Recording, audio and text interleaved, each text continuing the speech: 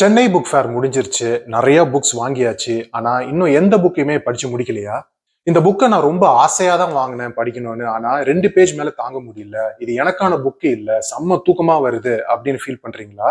கவலையே படாதீங்க. உங்கள மாரி தான் இங்க நெறைய பேரு அதே மாரி தான் ஃபீல் பண்றாங்க.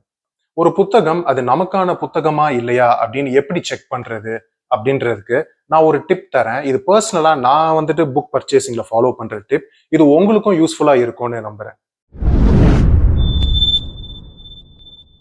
ஜென்ரலா மக்கள் ஒரு புக்கை எப்படி பார்த்து வாங்குவாங்கன்னா, ஒண்ணு ஆத்தர் பார்த்து வாங்கலாம். அப்படி இல்லன்னா அந்த ஃப்ரண்ட் கவர்ல பார்த்து வாங்குவாங்க. டைட்டில் பார்த்து வாங்குவாங்க. இது எல்லாமே இருக்கட்டும். ஆனா இதெல்லாம் போக முக்கியமா ஒரு 3 ஸ்டெப் கண்டிப்பா ஃபாலோ பண்ணணும். ஃபர்ஸ்ட் ஸ்டெப் என்னன்னா, ஒவ்வொரு புக்லயுமே பேக் கவர்ல சினாப்சிஸ் குடுத்திருப்பாங்க. அந்த சினாப்சிஸ் நீங்க படிச்சு பார்க்கணும். அது ஏன் படிச்சு பார்க்கணும்னா, அந்த புக் எந்த ஜான்ராவ சேர்ந்தது அப்படின்னு அப்பதான் உங்களுக்கு தெரிய வரும். அது ஃபிக்ஷனா, நான் ஃபிக்ஷனா? ஃபிக்ஷனா இருந்தா அது மிஸ்ட்ரி த்ரில்லரா, இல்ல ஸ்கைஃபையா, இல்ல ராம்காமா, இல்ல என்ன அப்படின்றது உங்களுக்கு அந்த பேக் கவர்ல இருக்கிற சினாப்சிஸ் படிக்கும்போது தெரிய வரும். அடுத்த ஸ்டெப் என்னன்னா, அந்த புக்கோட மெயின் கண்டென்ட்ல ஃபர்ஸ்ட் பேஜ் நீங்க படிக்கணும். ஃபர்ஸ்ட் பேஜ்னா உடனே முன்னுரையில நான் ஃபர்ஸ்ட் பேஜ் படிச்சேன், இல்லைன்னா ஆத்தர்ஸ் நோட் படிச்சேன், அதெல்லாம் நான் சொல்லல. அந்த மெயின் கண்டென்ட் ஸ்டார்ட் ஆகுற அந்த ஃபர்ஸ்ட் சாப்டர்ல ஃபர்ஸ்ட் பேஜ் நீங்க படிக்கணும். இது ஏன் படிக்கணும் அப்படின்னா, ஒவ்வொரு ஆத்தருக்குமே ஒவ்வொரு விதமான ஒரு மொழி நடை இருக்கணும். அந்த மொழி நடை உங்களோட மைண்டோட அது சிங்க் ஆகணும். அப்படி சிங்க் ஆகலைன்னா உங்களால 2 பேஜ் மேல தாண்ட முடியாது.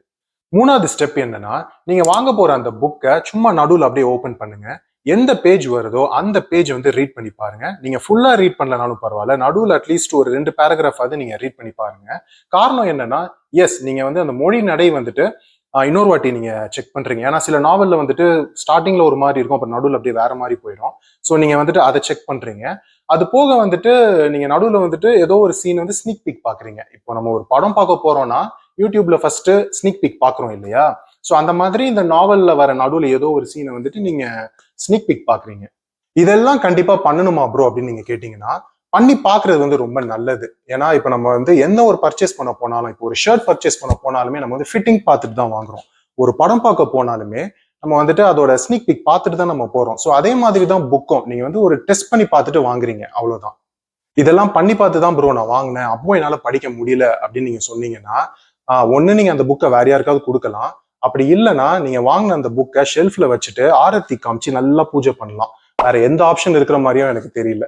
நீங்க ஒரு புக்கை பர்ச்சேஸ் பண்ணும்போது எந்த பேசிஸ்ல பர்ச்சேஸ் பண்ணுவீங்க அப்படிங்கிறத கமெண்ட்ல சொல்லுங்க.